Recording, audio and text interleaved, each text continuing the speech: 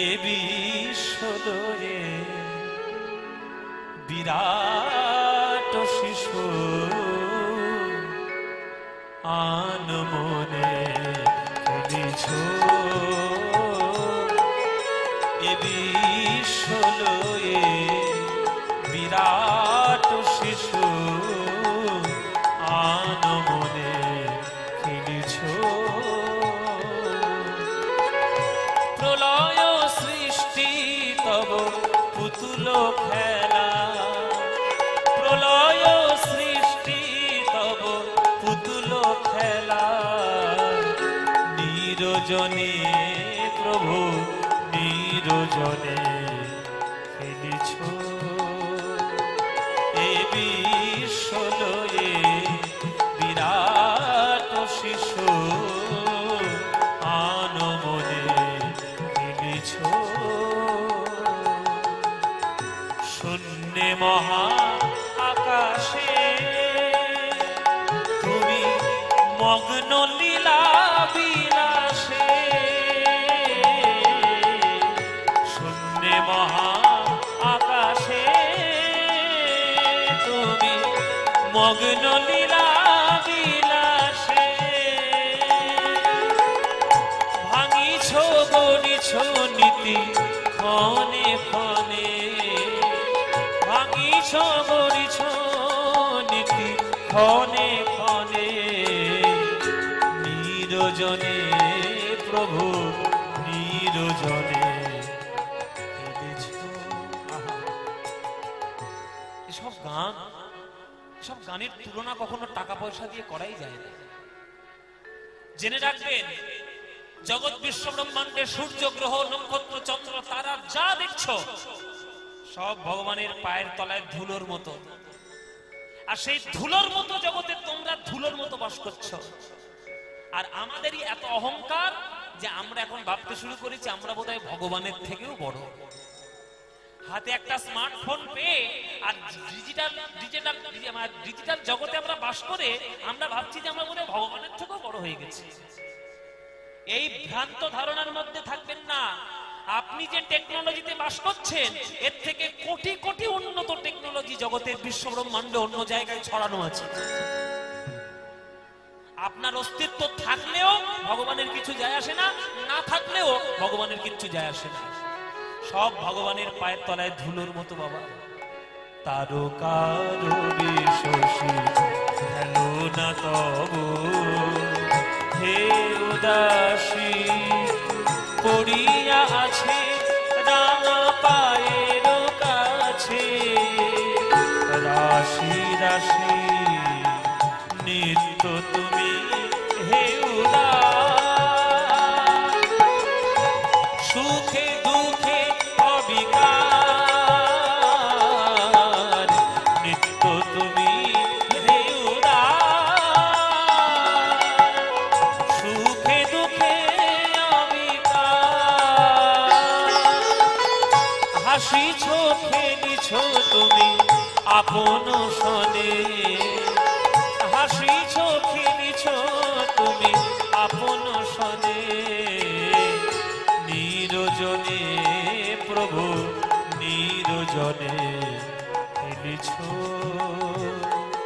এ বিশ্বলয়ে বিরাট শিশু আনমনে খেলিছ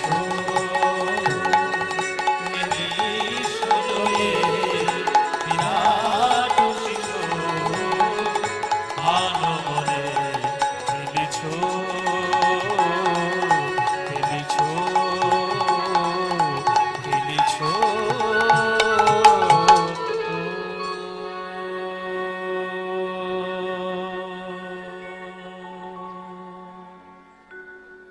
কি অপূর্ব গান।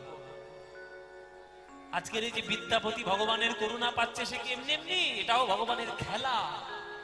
ভগবান জানে কাজ দিয়ে কোন কাজ করলে জগতের মঙ্গলময় কার্যটা স্থাপন হয় সেটা ভগবান জানে।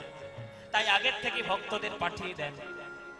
এই যে আপনারা জগতে জন্মগ্রহণ করেছেন, আমি জগতে জন্মগ্রহণ করেছি, আমাদের প্রত্যেকেরই জীবনে আসার উদ্দেশ্য একটা করে ভগবান পাঠিয়েছে। সেই উদ্দেশ্যটাকে যদি আমরা ফলবতী করতে না পারি তাহলে আমাদের জন্মটাই বেকার। আপনারা শুধু ভাববেন না যে জগতে শুধু ইঞ্জিনিয়ার হয়ে গেলেই জগতের উন্নতি। ইঞ্জিনিয়ার দরকার, ডাক্তার দরকার, মুচিরও দরকার, শ্রমিকেরও দরকার, চাষিরও দরকার, ডাক্তারেরও দরকার, মাস্টারেরও দরকার, গায়কের দরকার, চিত্রকর দরকার, সব দরকার। ভগবান প্রত্যেকের একটা একটা করে গুণ দিয়ে জগতে পাঠিয়েছে। সেই গুণটাকে যদি সেই একবারে উন্মোচিত করতে না পারে, যদি প্রকাশ করতে না পারে, তাহলে তোর জন্মটাই বৃথা হয়ে গেল। আমি কীর্তন করার সৌভাগ্য পেয়েছি আপনাদের আশীর্বাদে, ভগবানের আশীর্বাদে। আমার মতো হাজার হাজার ছেলে ঘুরে বেড়াচ্ছে, কীর্তন করার সৌভাগ্য কার হয়? কারণ হয়েছে? হচ্ছে না। এইটাই আমার কাজ মায়েরা। ভগবান এই কাজটা করার জন্যই আমাকে পাঠিয়েছে। তুই বাবা যা, জগতে কীর্তন গাইবি, মানুষকে কীর্তন শোনাবি, আর ভক্তদের চরণ ধুলো মাথায় আশীর্বাদ রূপে নিবি। তাই আপনাদের কাছে এই আসরে দাঁড়িয়ে বাবা দিব্যি করে বলছি, আপনাদের মতো অনুরাগী ভক্তদের সামনে আমার গান গেয়ে দাঁড়িয়ে যে আনন্দ আমি পাই, আমি কোটি কোটি টাকার মালিক হয়ে গেলেও এই আনন্দ কখনো কোনো দিন কুড়িয়ে নিতে পারবো না। সব ভগবানের কৃপা। তা বিদ্যাপতির জন্ম হয়েছে পদকর্তা রূপে, জগতে প্রেম ভক্তির গান লেখার জন্য। তাতে সে শ্রেষ্ঠ হয়ে গেছে, তার মতো শ্রেষ্ঠ কেউ হয়নি। তখনকার দিনের ওই মিথিলার রাজা যিনি ছিলেন তার নাম ছিল শিব সিংহ। শিব সিংহ বিদ্যাপতির ভক্তিতে এবং তার কবিত্ব যে শক্তি, কাব্যিক শক্তির জন্য তাকে পছন্দ করে তাকে রাজসভায় রাজ পণ্ডিত রূপে নিযুক্ত করে নিলেন। যে আপনার এত প্রতিভা, আপনি আমার রাজসভায় আপনি থাকবেন রাজ পণ্ডিত। রাজার পণ্ডিত হয়ে গেল বাবা। অর্থের কোনো অভাব নাই, টাকা পয়সার কোনো চিন্তা নাই, শুধু মন প্রাণ দিয়ে সে শুধু কবিতা লেখে, রাধা গোবিন্দের প্রেম পদ লেখে, আর জগতে বিশ্ব ব্রহ্মাণ্ডে কাব্য সাহিত্যের উন্মেষ ঘটায়। এটাই তার কাজ। হঠাৎ একদিন হয়ে গেল সর্বনাশ। শিব সিংহ রাজা 3 বছর খাজনা দিতে পারেনি বলে তৎকালীন দিনে যিনি দিল্লির সিংহাসনে বসেছিলেন, তিনি সেই শিব সিংহের নামে সমন জারি করলেন যে মৃত্যুদণ্ড ঘোষণা করা হলো শিব সিংহের নামে, বন্দী করে ওকে দিল্লিতে নিয়ে এসো। নবাবের যারা প্রহরী, যারা দাঁড়ি, যারা সৈনিক, তারা এলো মিথিলায়, আর হাত পা বন্ধন করে শৃঙ্খলাবদ্ধ করে দিল্লিতে নিয়ে চলে গেল রাজা শিব সিংহকে। মৃত্যুদণ্ড সমন জারি হয়েছে। বিদ্যাপতির চরণে এসে আছাড় খেয়ে বলল, শিব সিংহ রাজার পত্নী, রাজপত্নী, গুরুদেব আপনি বাঁচান, গুরুদেব সর্বনাশ হয়ে গেছে, আপনি ছাড়া কেউ বাঁচাতে পারবেন। কি হয়েছে মা? বলে রাজার নবাবের খাজনা দিতে পারেনি বলে রাজাকে ধরে নিয়ে গেছে, মৃত্যুদণ্ড ঘোষণা হয়েছে। তখন বিদ্যাপতি বলছে, কোনো চিন্তা নেই, আমি আছি, আমি বাঁচিয়ে নিয়ে আসবো। বিদ্যাপতি চলল দিল্লিতে। এটা একটা অদ্ভুত ঘটনা বাবা, খুব মন দিয়ে শুনবেন, কি অদ্ভুত ঘটনা। ভারতবর্ষের ইতিহাসে আজ পর্যন্ত এই ঘটনা ঘটেনি। একটা কবি চলেছে দিল্লির রাজদরবারে রাজনীতি করতে, নবাবের সামনে দাঁড়িয়েছে, নবাবকে হুজুর সালাম নেবেন। কে তুমি? আমার নাম বিদ্যাপতি। কি চাই এখানে? আপনি আমার রাজাকে বন্দী বানিয়ে নিয়ে এসেছেন, আমি আমার রাজার মুক্তি চাই। কি তোমার এত বড় স্পর্ধা? তুমি নবাবের হুকুমের উপর হুকুম জারি করছো? তোমার কি পরিচয়, কি রাজনীতি তোমার তোমার অভিজ্ঞতা রয়েছে? কোন অভিজ্ঞতার জন্য তুমি আমার সামনে এসে দাঁড়িয়েছো? বলে আমি কোন রাজনীতিবিদ নই। তাহলে তারা তোমার পরিচয় কি? কি করো তুমি? বলে আমি এই রাজা শিব সিংহের রাজত্বে আমি সাহিত্য রচনা করি, কবিতা রচনা করি, গান রচনা করি, শাস্ত্র রচনা করি। বলে তাহলে ঘরে গিয়ে বসে বসে গান লেখকে যাও, এখানে রাজনীতি করার জন্য তোমাকে ডাকা হয়নি, যাও চলে যাও এখান থেকে।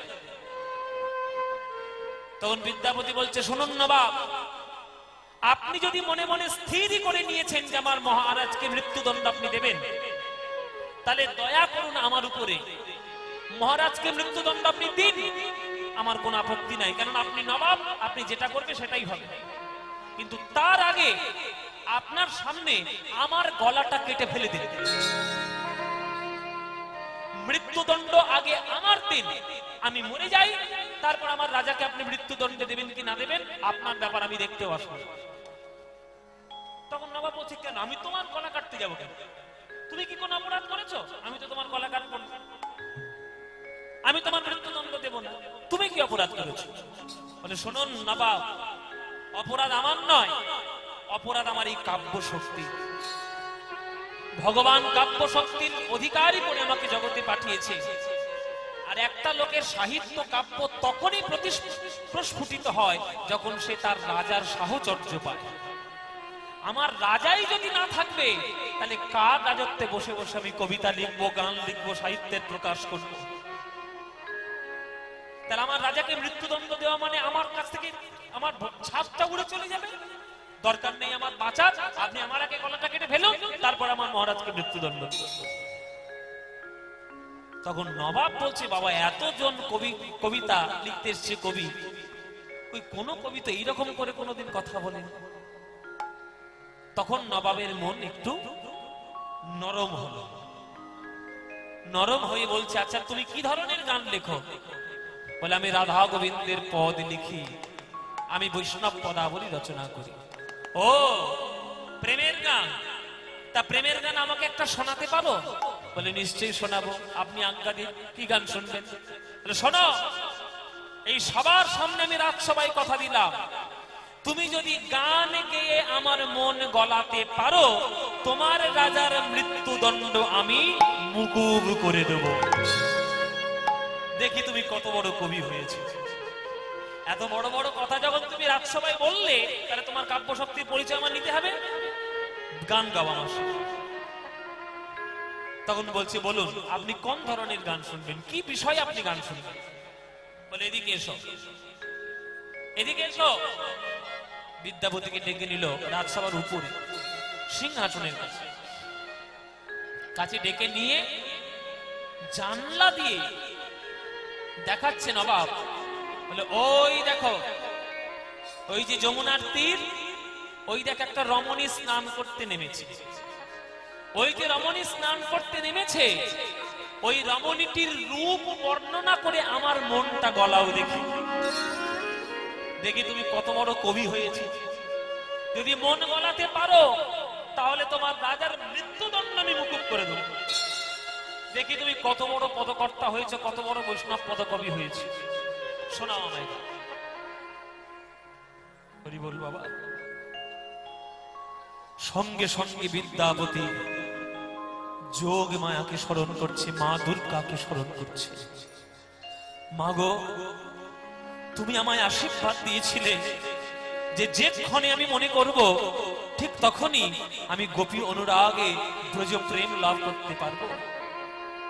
আজ আমার পরীক্ষার সময় এসেছে মা, তুমি আমার পরীক্ষা থেকে উদ্ধার করো।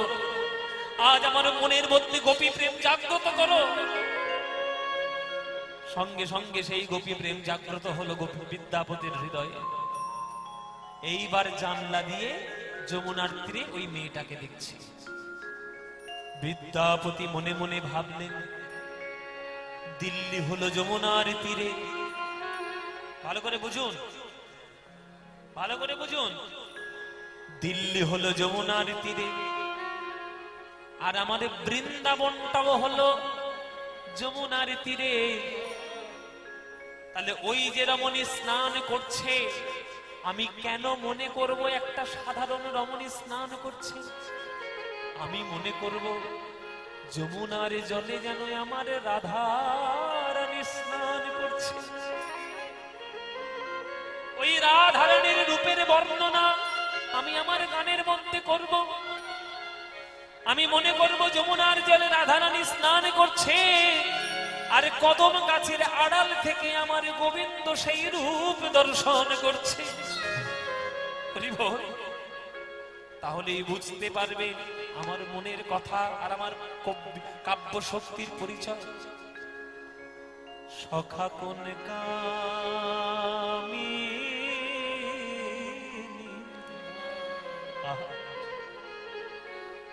কি অপূর্ব বৈষ্ণব পদাবলীর সুর আর তার ভাব। বল বাবা, সখা কোন কামি ও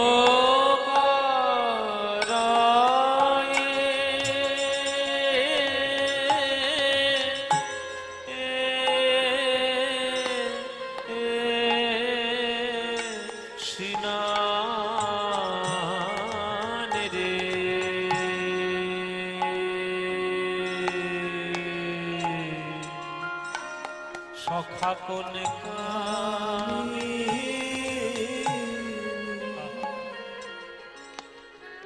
বল বাবা, সবাই একটু করজোরে রাধারানীর রূপকে কল্পনা করুন।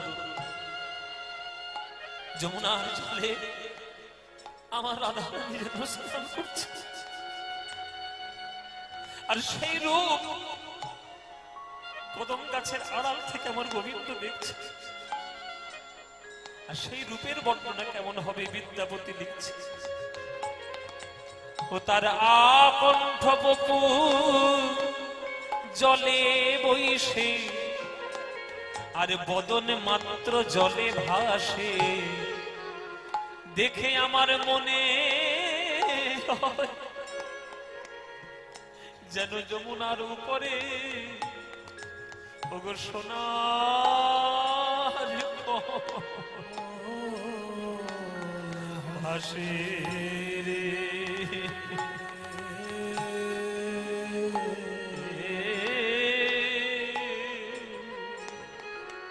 সখা সখা কোন কামি, তার আকণ্ঠ বপু জলে বইসে, আর বদনে মাত্র জলে ভাসে, দেখে মনে হয় যেন সোনার কমল ভাসে রে। সখা রে সখা কোন কামি। মায়েরা, রাধারানী স্নান করছে তো গলা পর্যন্ত জলের তলায় রাধারানী ডুবে, আর যমুনার উপরে রাধারানীর বদনখানা দেখে মনে হচ্ছে কালো নীল জলের উপরে রাধারানীর বদনটা যেন সোনার পদ্ম ফুলের মতো বিকশিত হয়েছে। এমন রূপ জগতে কোথায় দেখা যায়? ওগো হেরো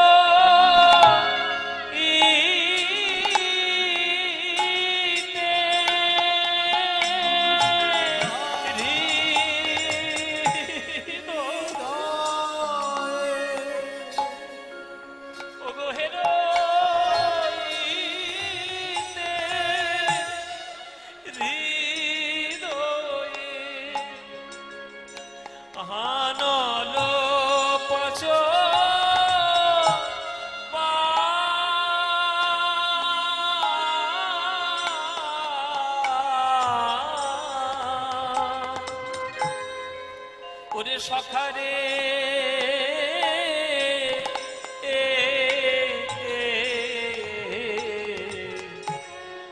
কোন কামি।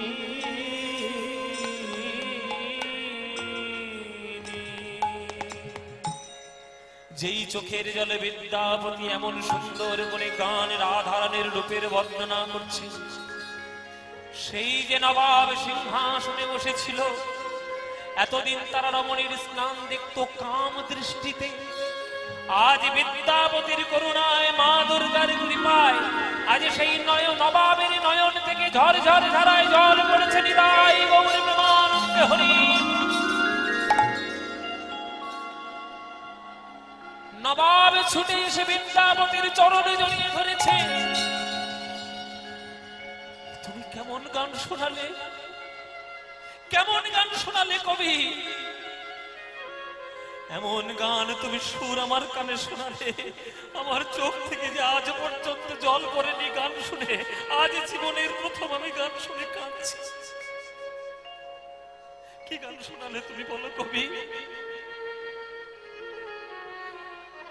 তোমার মতো কবি যে রাজার রাজ্যে বাস করে, সেই রাজার যদি আমি মৃত্যুদণ্ড ঘোষণা করি, আল্লাহ কখন আমাকে মাফ করবে না। যদি কারোর গুণের কদর আমি না দিতে পারি, তাহলে কোনোদিন ভগবান আমায় মাফ করবে না। আজ আমি এই রাজ দরবারের সামনে তোমার কাব্য শক্তির জন্য ভারতবর্ষের ইতিহাসে প্রথম হলো যে আজ তোমার রাজার মৃত্যুদণ্ড আমি মুকুব করে দিলাম। আর শুধু মুকুব নয়, আগামী 5 বছর আমাকে কোনো খাজনা দিতে হবে না, সেটাও আমি বলেই দিলাম। যাও, আর কি চাই আমার কাছ থেকে? ভারতবর্ষের ইতিহাসে বাবা এই ঘটনা আর দ্বিতীয়বার কোনোদিন ঘটেনি যে একটা কবি গান গেয়ে রাজার মৃত্যুদণ্ড মুকুব করে নিয়ে রাজাকে ফিরিয়ে নিয়ে ঘরে এসেছে। একমাত্র বিদ্যাপতির জীবনে হয়েছে। বিদ্যাপতি কবি, শ্রেষ্ঠ কবি তিনি কেন হয়েছেন, এই সব জীবনীগুলো শুনলেই বুঝতে পারবেন কেন তিনি শ্রেষ্ঠ। রাজার মৃত্যুদণ্ড পর্যন্ত মুকুব করে দিয়েছে। ব্যাস, রাজা বাড়িতে ফিরে এসে বিদ্যাপতির চরণটা ধরেছেন, যে আপনার মতো কবি আমার দেশে জন্ম নিয়েছে, আজ আপনি না থাকলে আমার হয়তো প্রাণ চলে যেত। হে বিদ্যাপতি ঠাকুর, আপনাকে রাজসভায় আর আসতে হবে না, আপনি বাড়িতেই থাকুন, আপনার সাধনা আপনি করুন, সমস্ত দায় দায়িত্ব আপনার এই রাজ্য বহন করবে, আপনার কোনো চিন্তা নেই। আপনি শুধু গান লিখবেন, আমাদের গান শোনাবেন, আপনি পুজো করবেন, শাস্ত্র পাঠ করবেন, এইটুকুই আপনি করবেন, এটাই আপনার কাজ, অন্য কিছু আপনাকে করতে হবে না। রাজকোষ থেকে সমস্ত দায় দায়িত্ব বহন ভার সব নিয়ে নেব। ওই জন্যই বলে মায়েরা, উপরওয়ালা জব দেতা হে দেতা ছপ্পড় ফাড় কে, বলে না? এই কথাটা কোত্থেকে এসছে? এই কথাটা এসছে গীতার থেকে। গীতায় একটা শ্লোক আছে, ভগবান কৃষ্ণ অর্জুনকে বলেছিলেন যে অনন্যশ্চিন্তন্তে মাং যে জন পর্যুপাসতে তেষাং নিত্যাভিযুক্তানাং যোগক্ষেম বহাম্যহম। হে অর্জুন, অনন্য চিত্ত সহকারে যে আমার নাম গান করে, তার যত দায় দায়িত্ব যেটা দরকার সেটা তো আমি নিই, যেটা তার প্রয়োজনই নেই সেটুকু পর্যন্ত আমি তাকে প্রদান করি। বিদ্যাপতি চাইনি টাকা পয়সা ধন সম্পত্তি, কিন্তু ভগবানই তাকে ভরিয়ে দিলেন। কেন না? অর্থনৈতিক চিন্তা এমন চিন্তা যে চিন্তায় পড়ে গেলে তখন সকল চিন্তা ভুলে যায় বাবা। তাই বিদ্যাপতির যাতে টাকা পয়সার চিন্তা না হয়, তাই নবাব আমাদের মহারাজ শিব সিংহ সকল দায় দায়িত্ব গ্রহণ করলেন। বিদ্যাপতি ব্যাস, বিদ্যাপতি বা শুধু রচনায় করছে গান গান গান গান, শুধু গান গান। তার একটাই কাজ, ভোলানাথের পুজো করা, পদাবলী রচনা করা, জগতের মঙ্গল কার্য করা, যারা পড়াশোনা শিখছে না তাদেরকে পড়ানো, রাজপুত্রদেরকে শিক্ষিত করা, এই হচ্ছে তার কাজ। মানে বিদ্যা ছাড়া তার জীবনে আর কিচ্ছু নাই। তাই তিনি বিদ্যাপতি, তাই তিনি বিদ্যাপতি। একদিন সকালে ঠাকুর ঘরে বসে বসে পদাবলী লিখছে, আর দরজায় টোকা পড়েছে। টোকা কে? কে? কথা বলে না, সাড়া করে না, শব্দ করে না, কে রে বাবা? দরজা খুলে দেখছে একটা লোক সামনে দাঁড়িয়ে রয়েছে। এই মনে হচ্ছে জঙ্গলে টঙ্গলে বাস করে এরকম কোন একটা লোক। ও মায়েরা, গায়ে একেবারে ধুলো ছাই কোথা থেকে মেখেছে তা কি জানি, একেবারে গায়ে ধুলো ছাই ভর্তি, আর কালো মতো দেখতে একটা লোক সামনে এসে দাঁড়িয়েছে। সামনে দাঁড়িয়ে আজ বিদ্যাপতির সামনে বলছে, আচ্ছা এটা কি বিদ্যাপতি ঠাকুরের বাড়ি? তুমি কে? আগে আমার নাম হচ্ছে উগনা। কি কি নাম বললে? উগনা। উগনা উগনা উগনা। এবার কি বিদঘুটি নাম দে বাবা। হ্যাঁ, উগনা কোত্থেকে আসছো? বলে আপনি আমার বাসস্থান চিনবেন না, আমি অনেক দূর থেকে আসছি, আমার শুধু একটাই কাজ, আমি ঘুরে ঘুরে বেড়াচ্ছি, কে রাধা গোবিন্দের গান লেখে, কে প্রেমের গান লেখে, আমি তার বাড়িতে থাকবো, তার বাড়িতে ভৃত্য আমি থাকবো, আর আমার মাইনে দিতে হবে না, আমার পয়সা দিতে হবে না, আমার শুধু একটাই চাহিদা, আমাকে একটু গান শোনালেই আমি তার বাড়িতে চাকর বৃত্তি করবো। বিদ্যাপতি ঠাকুর, আপনি শুনেছি রাধা গোবিন্দের পদাবলী রচনা করেন, আপনার বাড়ির যা কাজ বলবেন আমি সব করে দেব, আমি চাল এনে দেব, রান্না করে দেব, আমি ঘরদর পরিষ্কার করে দেব, সব, শুধু আমার একটা চাহিদা, আপনি আমাকে গান শোনান, আপনি আমাকে একটু গান শোনান। বলে বাবা এরকম অদ্ভুত লোক তো কেউ কখনো পাইনি। দাঁড়াও বাবা, আমি হ্যাঁ বললে হবে না, ঘরে আমার একটা গিন্নি আছে, তার কথা জিজ্ঞেস করতে হবে। বিদ্যাপতির স্ত্রীর নাম ছিল মহামায়া দেবী। বিদ্যাপতির স্ত্রীর নাম মহামায়া, সেই মহামায়াকে জিজ্ঞেস করছে, ও মহামায়া। বলেন বলেন। আরে বলেন বলেন আবার কি? বলেন। হ্যাঁ বলেন। ঘরে একটা চাকর বাকর না থাকলে কাজপত্র হয়? পয়সা করি নেই, চাকর বাকর দরকার নেই, পয়সা করি নেই। পয়সা করি লাগবে না? লাগবে না। না, একটা লোক এসছে সামনে, তার নাম উগনা। আচ্ছা, যে পয়সা করি নেবে না, তার শুধু একটাই চাহিদা, আমি তাকে গান শোনালেই আমার বাড়িতে এসে চাকর বৃত্তি করবে। শুনুক না, কত গান শুনবে শুনুক। হ্যাঁ কত গান শুনে শুনুক। ও ও মহামায়া, এই তোমার কাপড় কেচে দেবে, রান্না করে দেবে, ঘরে জল তুলে দেবে। হ্যাঁ, ভাড়ার ঘরে ইঁদুর ঢুকলে ওই ইঁদুর। তাহলে থাক থাক থাক থাক থাক থাক থাক, বিনা পয়সা চাকর থাক। তাহলে বিনা পয়সা চাকর যখন পাচ্ছে তাহলে থাক। এই বলে উগনা রয়ে গেল তার বাড়িতে চাকর বৃত্তি করার জন্য। উগনা রয়ে গেল বিদ্যাপতির বাড়িতে, চাকর থাকবে, হরি বল বাবা। এই চাকর ঘরের কাজপত্র করে, আর শুধু একটাই তার চাহিদা, ওই গান গিয়ে শুনবে। এই বিদ্যাপতি গান রচনা যখন করে, তখন এই উগনাকে ডেকে নেয়, একটা করে গান শোনা। একদিন সকালবেলায় মহামায়া দেবী এসে বলছে, এই উগনা, যা বাজারে যা, ঘরে একটুও চালের দানা নেই, চাল না হলে খাবি কি, যা যা গিয়ে বাজারে হাট করে নিয়ে যা। তখন বিদ্যাপতি বলছে, এই উগনা চল, আমিও তোর সঙ্গে যাই, হ্যাঁ আমি গিয়ে হাট বাজারটা করে নিয়ে আসি। এই বলে বাজারের ব্যাগ নিয়ে, বাবা বাজারের থলি নিয়ে বিদ্যাপতি আর উগনা হাটে চলেছেন বাজার করার জন্য। আগে যেমন হাট হতো না, এখন জানি না কোথাও হয় কিনা, হয় এখনো কোথাও কোথাও হয় হাট। একটা জায়গায় এসে সব দোকানদাররা মিলে হাট দেবে, সেইখান থেকে লোকে কেনাকাটা করে বাড়ি যাবে, এই কনসেপ্টটা এখনো আছে। তবে চলেছে হাট করার জন্য। আর এই যে ধীরে ধীরে ধীরে গরম পড়ছে, উত্তপ্ত জগৎ, তো সেই রাস্তা দিয়ে হেঁটে হেঁটে যাচ্ছে বাবা, আর বিদ্যাপতি তৃষ্ণায় কাতর হয়ে ওই বট গাছের তলায় একটা বসে পড়েছে। একটা বট গাছের তলায় গিয়ে বসে বলছে, ওরে উগনা, আর পাচ্ছি না বাবা, এই গরম, এই এত সকাল সকাল না বেরোলে হয়, এই এত দুপুরে বেরিয়েছি, গলাটা একবার শুকিয়ে কাঠ হয়ে যাচ্ছে। আচ্ছা এখন যাবো না, এই বট গাছের তলায় বসে একটু বিশ্রাম করি, তারপরে একটু পরে গিয়ে বাজারঘাট করবো। ঠিক আছে তাই করুন। উগনা বসে গেল, বিদ্যাপতি বসে গেল, বসে গিয়ে আর বিদ্যাপতির ওই শীতল ছায়া পেয়ে মনটা তার একেবারে গলে যাচ্ছে। বাহ বাহ বাহ বাহ বাহ। এই উগনা, আমার একটা গান মনে পড়ছে, উগনা একটা গান আমার মনে এলো, কিন্তু কাগজ কলম তো নিয়ে আসেনি। হ্যাঁ লিখবো কিসে, আমি গানটা গাইবো, তুই মনে করে ডাকতে পারবি উগনা? নিশ্চয়ই নিশ্চয়ই বাবা ঠাকুর, আপনি গাইবেন আর আমি মনে করবো না, আপনি গান আমাকে, আমার সামনে গান, আমি সব মনে করে ডাকবো। ঠিক আছে তাহলে শোন, আমি একটা গান গাই। এই বলে বিদ্যাপতি সেই বট গাছের তলায় বসে গান গাইতে শুরু করেছে। যে গানটি ছিল মহাপ্রভুর অত্যন্ত প্রিয় গান। এবার যে গানটা গাইছে বিদ্যাপতি, এই পদটি মহাপ্রভুর অত্যন্ত প্রিয় পদ, প্রিয় গান, একটা প্রার্থনার পদ। জগন্নাথকে দেখে যখন মহাপ্রভুর কৃষ্ণের কথা মনে হতো, তখন এই গানটা গাইতে গাইতেই জগন্নাথ জগন্নাথ বলে কাঁদতেন। সেই গানটা বিদ্যাপতির, একটা বিখ্যাত বৈষ্ণব পদাবলী আর একটা বিখ্যাত গান। শুনবেন বাবা আপনারা? তাহলে শোনাই আপনাদের এক করি, গানটা পুরো পদটাই শুনবেন তো?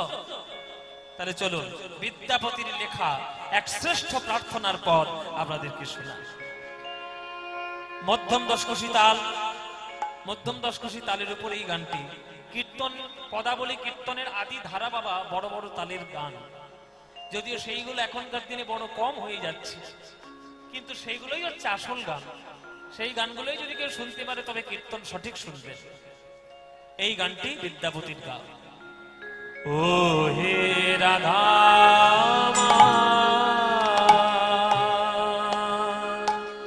ও মাধব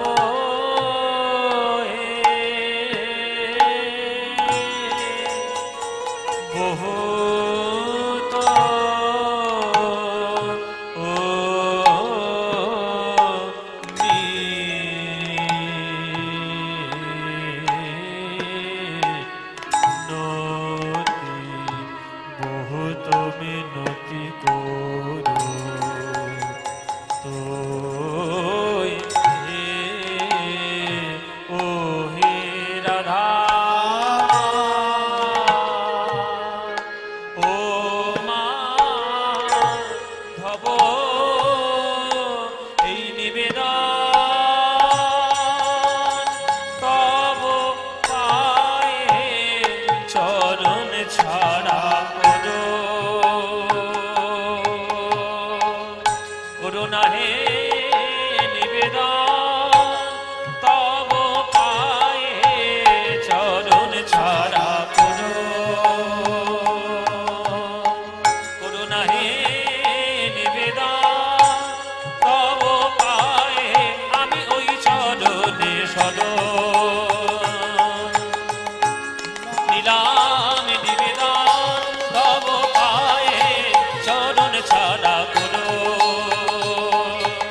না হে নিবেদন তব পায়ে চরণ ছাড়া করো না হে নিবেদন তব পায়ে চরণ ছাড়া করো না হে নিবেদন তব পায়ে ও হে রাধা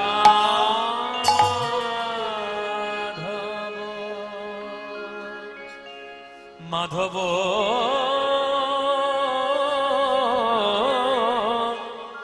মাধব হে মাধব দে তুলসী তিল আমি দেহ মন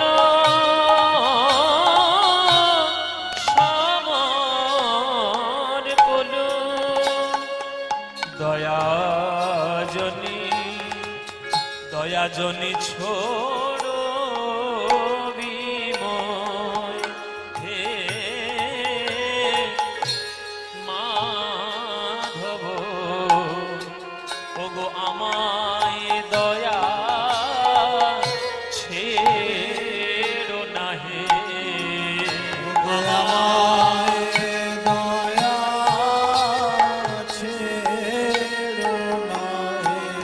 আমি চির অপরাধী বলে ওগো আমায় দয়া ছেড়ো না হে। আজ আপনারা এখানে যারা গান শুনছেন, আপনাদের মধ্যে থেকে কেউ বলুন হাত তুলে যে ভগবানকে আপনি কি দিয়েছেন? ভগবানকে আপনি কি দিয়েছেন মায়েরা? কিছু দিয়েছেন না, আপনি সবসময় ভগবানের কাছে চেয়েছেন। টাকা দাও, গাড়ি দাও, বাড়ি দাও, জমি দাও, ছেলে দাও, মেয়ে দাও, চাকরি দাও, ব্যবসা দাও, সবাই ভগবানের কাছে চায়। ভগবানকে কেউ কিছু দেয় না। চাওয়াটার থেকে যেদিন আপনার দেওয়াটা ইম্পর্টেন্ট হবে, সেদিন জানবেন ভগবানের প্রতি আপনার প্রেম বৃদ্ধি হচ্ছে। রাধারানী ভগবানের কাছে কিছু চাননি, শুধু চিরকাল দিয়েই গেছে।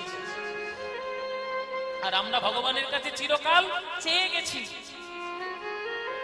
তাই ভক্ত বলছে, ওগো প্রভু, আমি যে তোমার চরণে দেব, নিজের বলতে কিছু নাই, দেহ মন প্রাণ তোমার চরণে দিতে চাই, এই ছাড়াই আমার কাছে কিছু নাই। ভগবান বলছে, তুই আমাকে ডাকছিস, আমাকে দিবি, আমার কাছ থেকে চাইবি, তুই কি পুণ্য অর্জন করেছিস যে তুই আমাকে ডাকছিস? আমাকে দর্শন করার মতো পুণ্য তোর জীবনে আছে? ভক্ত বলছে না প্রভু, নেই। জীবনে পুণ্য তো নেই, বরং এত পাপ রয়েছে যে সেই পাপের কথা আমি তোমায় বলতে পারবো না প্রভু। গণইতে দোষ গুণলে সোনা পাবি, গণইতে দোষ গুণলে সোনা পাবি। জব তুহু করবি বিচার, জগত করো বিচার।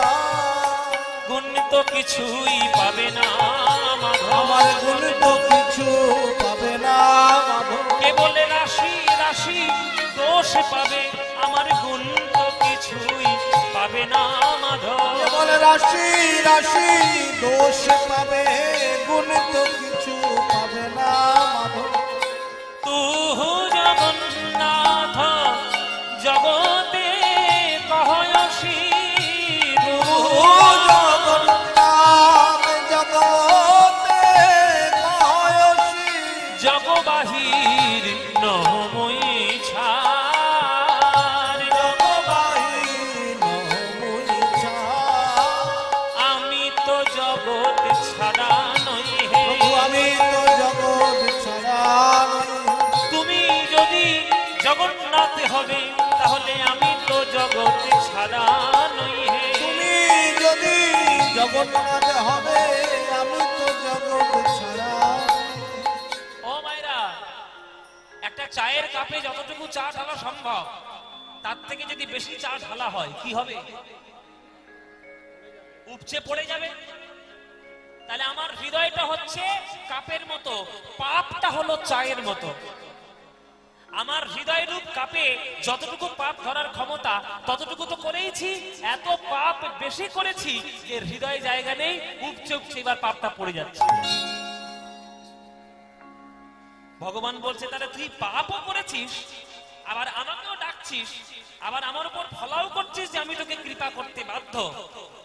তুই মানুষ হয়ে জন্ম নিয়েছিস বলে এত তর্ক করছিস, এই অপরাধে আমি যদি আগামী জন্মে তোকে মানুষ করে আর জন্ম না দিই তখন তুই তোর মনের কথা কি করে জানাবি?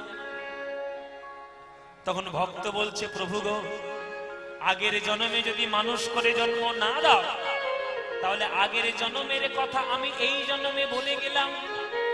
কি এ মানুষ পশু পাখি কি এ জন্মিয়ে, কি এ মানুষ পশু পাখি দিয়ে জন্মিয়ে, অথবা কীট পতঙ্গে, অথবা কীট পতঙ্গে।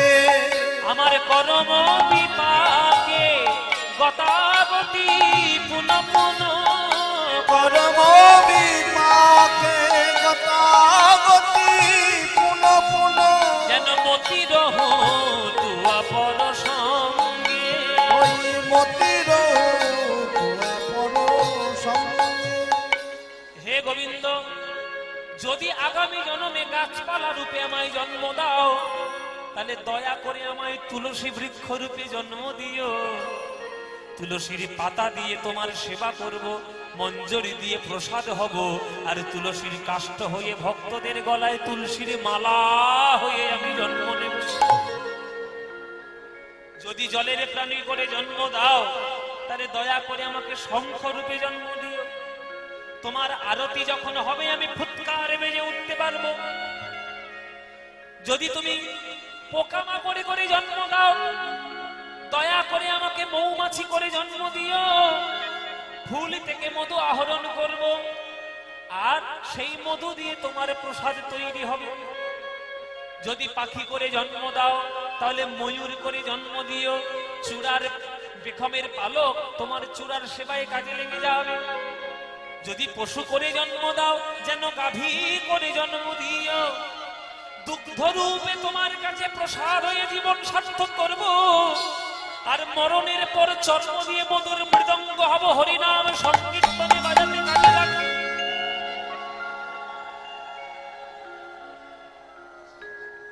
তাহলে যে রূপে আমি জন্ম নিই না কেন যেন তোমার পদে মতি থাকে, প্রভু তোমার পদে মতি থাকে, যেন তোমার পদে মতি থাকে, প্রভু তোমার পদে মতি থাকে, যে রূপেই জনম নিই না কেন যেন তোমার পদে মতি থাকে, যে রূপেই জনম নিই না কেন তোমার পদে মতি থাকে, যে রূপেই জনম নিই না কেন যেন হরি হরি বলতে পারি, যে রূপে জনম নিই না কেন হরি সেবা করতে পারি, যে রূপেই জনম নিই না কেন হরি সেবা করতে পারি, যে রূপেই জনম নিই না কেন মতির পদ সঙ্গে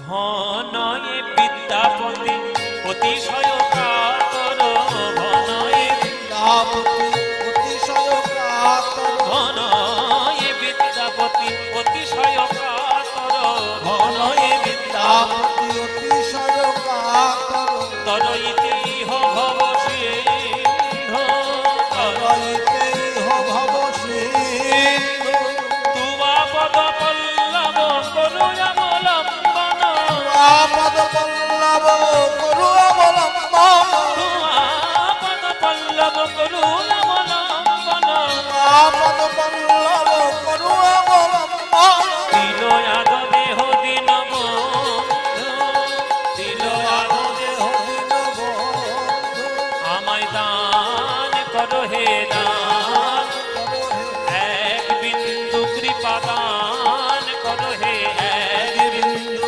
প্রদান করো না না ফুরাবে না হে, না হে, এক বিন্দু দানে সিন্ধু ফুরাবে না হে, এক বিন্দু দানে সিন্ধু ফুরাবে না, বিন্দু দানে সিন্ধু হে কৃষ্ণ করুণা সিন্ধু, এক বিন্দু দানে সিন্ধু হে কৃষ্ণ করুণা সিন্ধু, এক বিন্দু দানে সিন্ধু হে কৃষ্ণ করুণা সিন্ধু, এক বিন্দু দানে সিন্ধু হে কৃষ্ণ করুণা সিন্ধু, এক বিন্দু দানে সিন্ধু হে কৃষ্ণ করুণা সিন্ধু, এক বিন্দু দানে সিন্ধু ফুরাবে না, তিলয়াদ দেহ দিন বন্ধু, আধ দেহ দিন বন্ধু, দিন বন্ধু, দিন বন্ধু, তিলয়াদ দেহ দিন বন্ধু, দিন বন্ধু, দিন বন্ধু, দিন আধ দেহ দিন বন্ধু, দিন বন্ধু, দিন বন্ধু,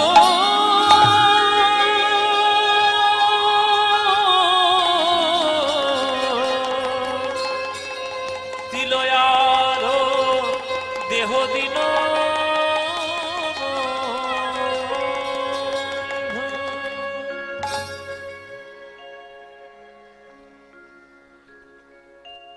উগনা উগনা এই উগনা কে কে কে আমায় ডাকলো কে এই পাগল হলি নাকি আমি ডাকছি তোকে ও বাবা ঠাকুর আপনি এ কেমন গান শোনালেন বাবা ঠাকুর এ গান শুনে আমার যেন মনে হলো আমি স্বর্গ মর্ত পাতাল ত্রিভুবন একাকার করে শুধু গোবিন্দের চরণে এক গানের মধ্যেই আমি ডুবে গেলাম বলে গান শুনে তোর আনন্দ হয়েছে বলে প্রচুর আনন্দ হয়েছে বলে আনন্দ তো তোর হয়েছে গলাটা তো আমার শুকিয়েছে আমার গলা শুকিয়ে গেছে আমার জন্য জল নিয়ে আয় কোথায় পাবি জল জল নিয়ে আয় জল আনতে যাচ্ছে উগনা গেল জল আনতে ঝোপঝাড়ের মধ্যে প্রবেশ করলো কোথায় নালা কোথায় পুকুর খাল বিল আছে একটু দেখি ও মায়েরা একটা ঝোপের মধ্যে গিয়ে একটু পরে হাতের মধ্যে টলটলে পরিষ্কার জল নিয়ে এসে সামনে ধরে যে বিদ্যাপতি এই নিন বাবা ঠাকুর জল পান করুন বিদ্যাপতি বলছে এই জল তুই কোথায় পেলি এই জল আমি এই অঞ্চলেরই বাসিন্দা কোথায় খাল আছে নালা আছে পুকুর আছে নদী আছে আমি সব জানা আছে কোথায় প্রবেশ করলি আর কোথাকার কি জল নিয়ে তুই আমার কাছে হাজির করলি? আমি তো তোর হাত থেকে এই জল পান করব না, এই জল আমি পান করব না, কেননা তুই কি জাত সেটাই আমি জানি না। আগেকার দিনে এই বিচারগুলো ছিল বাবা। আমি তোর হাত থেকে জল পান করবো না, এই জলটা কোত্থেকে তুই এনেছিস সেটা আমি আগে শুনবো, তারপরে জল পান করবো। তখন এই অগ্না বলছে, বাবা ঠাকুর তুমি সন্দেহ করো না, এই যে জল আমি তোমার জন্য নিয়ে এসেছি এ তো যা তা জল নয়, তুমি নির্দ্বিধায় পান করতে পারো, তোমার কোনো অসুবিধা হবে না। এই জল আমি যেখান সেখান থেকে আনি না, এই জলে আমি মাথা হতে এনেছি। জল মাথা হতে হরি বল হরি বল হরি বল। মাথা হতে এনেছি, জল মাথা হতে এনেছি। এ যে শুদ্ধ গঙ্গা জল আমি মাথা হতে এনেছি। এই যে শুদ্ধ গঙ্গা জল মাথা হতে এনেছি। ওগো এ যে শুদ্ধ গঙ্গা জল তুমি নির্দ্বিধায় পান করো। এ যে শুদ্ধ গঙ্গা জল নির্দ্বিধায় পান করো। এই যে শুদ্ধ গঙ্গা জল নির্দ্বিধায় পান করো। এই যে শুদ্ধ গঙ্গা জল নির্দ্বিধায় পান করো। এই যে শুদ্ধ গঙ্গা জল নির্দ্বিধায় পান করো। আমি মাথা হতে এনেছি। কে কে তুমি? কে তুমি? মাথা হতে জল? মাথা থেকে তো কেউ জল আনতে পারে না। শুদ্ধ গঙ্গা জল তুমি মাথা থেকে এনেছো, তাহলে তুমি কে? বলুন বাবা কে? বলো মায়েরা কে?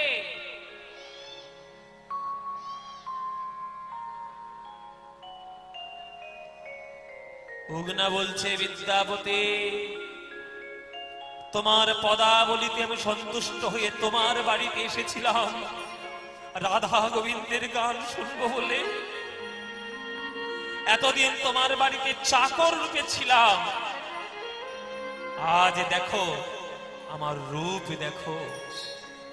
মায়েরা সেই উগনার ভেতর থেকে রূপ প্রকাশ হচ্ছে। মায়েরা উলুধ্বনি দিন। তবে উগনা দেখাইল আপন স্বরূপ, তবে উগনা দেখাইল আপন স্বরূপ। আজ দেবাদি দেবে মহাদেব হয় অনুরূপ। দেবাদি দেব মহাদেব হয় অনুরূপ। আজ দেবাদি দেবে মহাদেব হয় অনুরূপ। দেবাদি দেব মহাদেব হয় অনুরূপ।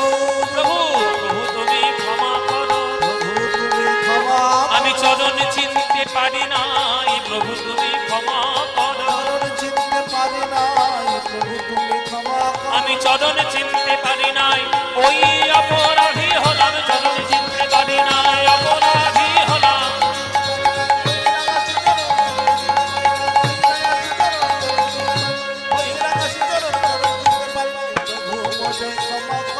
প্রভু তুমি ক্ষমা করো। যেই উগনার ভেতর থেকে দেবাদি দেব মহাদেব ত্রিশূল ধারে পিনাকে পানি ওই অভয় মুদ্রা দিয়ে যখন শিব ঠাকুর এইভাবে নটরাজ মূর্তিতে দাঁড়িয়েছেন, আছা রেখে বলল বিদ্যাপতি প্রভুর চরণে, প্রভু গো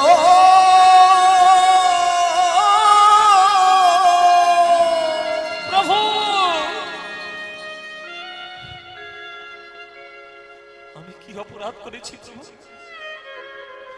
আমার বাড়িতে তুমি আমার কুলের দেবতা, তুমি আমার কুলের ভগবান, আর আমার বাড়িতে তুমি চাকর হয়ে রইলে। কত কটু কথা বলেছি, কত উঁচু স্বরে কথা বলেছি, কিন্তু তুমি এই কাজ কেন করলে প্রভু? মহাদেব বলছে, ওরে বিদ্যাপতি, যার গানের মধ্যে শুধু ব্রজ প্রেমের রস পাওয়া যায়, আমি তোকে বলেছিলাম জগতের শ্রেষ্ঠ সম্পত্তি হলো প্রেম, তুই লাভ কর। আমার স্ত্রী দুর্গার করুণায় সেই প্রেম তুই এত পূর্ণভাবে লাভ করেছিস যে তোর গান শোনার জন্য আমি কৈলাসে আর থাকতে পারলাম না, আমি তোর কাছে চলে এসেছি বাবা। তবে তুই আমার স্বরূপ দেখেছিস, কাউকে যেন বলে দিস না আমার স্বরূপ কি, কারণ একবার যদি বলে দিস আর আমি তোর বাড়ি থাকতে পারবো না, আমাকে চলে যেতে হবে। বাড়িতে ফিরে এলো ওনাকে নিয়ে বিদ্যাপতি, রেগে গেল মহামায়া। উগনা,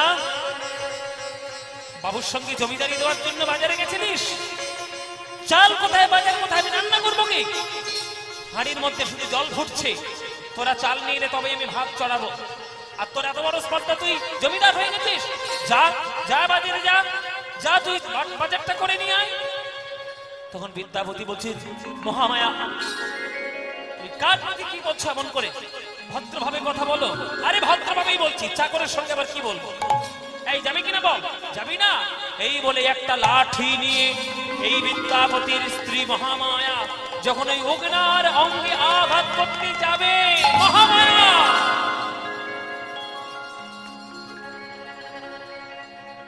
কি করছো, কি করছো তুমি? যার অঙ্গে আঘাত করতে যাচ্ছ লাঠি নিয়ে, জানোই দিকে রোজ সকালে যে মন্দিরের মধ্যে যার মাথায় ফুল দাও, বেল পাতা দাও, গঙ্গা জল দাও, দুধ দাও, সেই দেবাদিদেব মহাদেব আমাদের বাড়িতে চাকর হয়ে আসে না প্রভু। প্রভু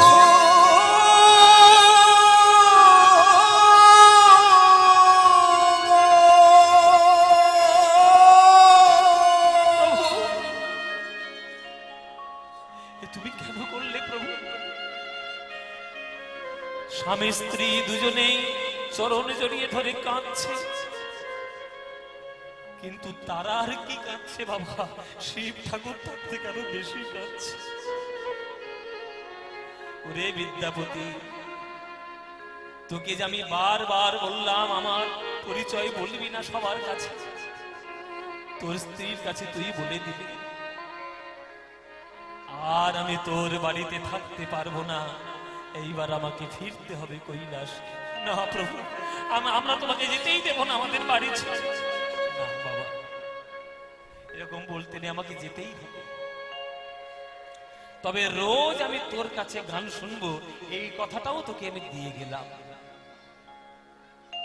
যে বট গাছের তলায় বসে তুই গান শুনিয়ে আমাকে ভাব সমাধিস্থ করে দিয়েছিস, কিছুদিনের মধ্যেই সেই বট গাছের তলা থেকে পাতাল ভেদী মহাদেব রূপে শিবলিঙ্গ রূপে আমি প্রকাশিত হব। আর ওইখানে গিয়ে তুই রোজ একটা করে আমাকে গান শুনিয়ে আসবি, ওইখান থেকেই আমি কৈলাসে তোর গান শুনে আমি ব্রজ প্রেমে, রাধা গোবিন্দর প্রেমে আমি সিদ্ধ হব বাবা। এইটুকুই আমার বল বাবা। কিছুদিনের মধ্যেই সেই বট গাছের তলা থেকে পাতাল ভেদী মহাদেব উদিত হলেন। সেই পাতাল ভেদী মহাদেব উদিত হওয়ার পর সেইখানে প্রত্যেক দিন গিয়ে একটি করে গান বিদ্যাপতি শুনিয়ে আসতেন। সেই বিদ্যাপতি বিশ্ব ব্রহ্মাণ্ড যতদিন থাকবে ততদিন তার নাম নিয়ে লোকে প্রণাম করবে, কেননা বিদ্যাপতির মতো শ্রেষ্ঠ কবি আজ পর্যন্ত জগতে জন্মগ্রহণ করেনি। সেই বিদ্যাপতির সমাধিস্থল হচ্ছে সমস্তিপুর বলে একটা জায়গা, সেটাও বিহারের মধ্যেই, নেপাল বিহার বর্ডারের কাছাকাছি। আপনারা অনেক জায়গায় গিয়েছেন, অনেক কিছু শুনেছেন, অনেক নৃত্য দেখেছেন। আপনারা যদি কখনো পয়সা খরচা করে যদি আপনারা মিথিলায় গিয়ে বিদ্যাপতির ওই জন্মস্থান, সেই লীলাস্থান দেখে আসতে পারেন, তাহলে আপনাদেরও জীবন ধন্য হবে বাবা। এখনো পর্যন্ত সেই বিদ্যাপতির জন্মভূমিতে শাস্ত্র পাঠ হয়, মন্দির রয়েছে, আর যা যা পদাবলী তিনি লিখেছেন সেই সব পদাবলীগুলো পাথরে খোদাই করে লিখে এখনো সেই মন্দিরের গায়ের মধ্যে লেখা রয়েছে। সেই গান, সেই পদ আপনারা অবশ্যই শুনতে পাবেন আর দেখতেও পাবেন। আর সেই বিদ্যাপতির নামে সবাই একটু জয়ধ্বনি দেবেন। শ্রেষ্ঠ কবি পদকর্তা বিদ্যাপতি ঠাকুর কি, বিদ্যাপতি ঠাকুর কি, বিদ্যাপতি ঠাকুর কি। জয় নিতাই। সেই বিদ্যাপতি শিব ঠাকুরের করুণায় কি করে ভক্ত হয়েছিলেন আজকের আমরা সেটা দেখলাম। আগামীকাল শিবরাত্রি, আপনারা শিবের মাথায় জল ঢালবেন, ভালো বর পাওয়ার জন্য একদম ঢালবেন না, সব সময় ঢালবেন যে হে শিব ঠাকুর, তোমার মতো যেন বৈষ্ণব চূড়ামণি আমি হতে পারি, আর কৃষ্ণের ভক্তিতে আমি যেন ভক্ত হতে পারি। জয় নিতাই। সেই বিদ্যাপতির কথা আজকের আমরা এখানে রাখলাম, আমরা আস্বাদন করলাম। আমার পরবর্তী সম্প্রদায় তারা চলে এসেছে, আমার একটা বোন আসছে আপনাদের কাছে গান শোনাবে, নয়না দাস। আপনারা প্রাণ ভরে তার কীর্তন শুনবেন, তারপরে রাসলীলা শুনবেন। আজ সারা রাত ধরে আপনারা রাধা গোবিন্দের প্রেমে মত্ত থাকবেন। চলুন, যাওয়ার সময়, লীলা শেষ করার সময় একটা ভজন গান গাইতে গাইতে আজকের আমাদের গান আজকের আমরা শেষ করব। অচ্যুতম কেশবম কৃষ্ণ দামোদরম, অচ্যুতম কেশবম কৃষ্ণ দামোদরম, রাম নারায়ণম জানকী বল্লভম, রাম নারায়ণম জানকী বল্লভম, রাম নারায়ণম জানকী বল্লভম, राम नारायण जानकी वल्लभ। कौन कहते भगवान आते नहीं, कौन कहते भगवान आते नहीं, कौन कहते हैं भगवान आते नहीं, कौन कहते भगवान आते नहीं, तुम मीरा के जैसे बुलाते नहीं, तुम मीरा के जैसे बुलाते नहीं।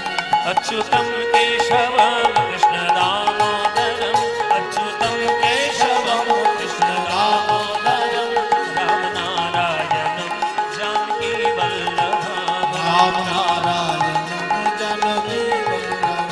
कौन कहते हैं भगवान नाचते नहीं, कौन कहते हैं भगवान, नाचते नहीं, कौन कहते हैं भगवान नाचते नहीं, कौन कहते भगवान नाचते नहीं, गोपियों की तरह तुम नचाते नहीं, गोपियों की तरह नचाते नहीं, गोपियों की तरह तुम नचाते नहीं, गोपियों की तरह नचाते नहीं।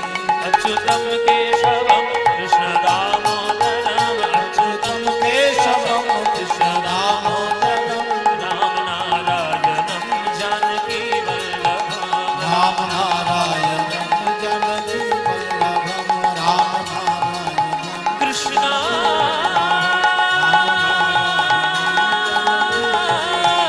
राम नारायण कृष्णा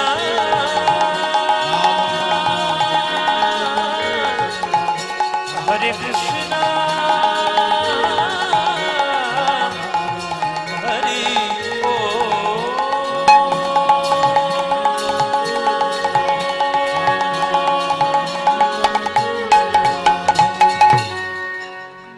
জয় নিতাই। পরবর্তী সম্প্রদায় আসছে, আপনারা গান শুনবেন। প্রেমানন্দে মেতে হরি বলো, হরি নামের বন্যা যে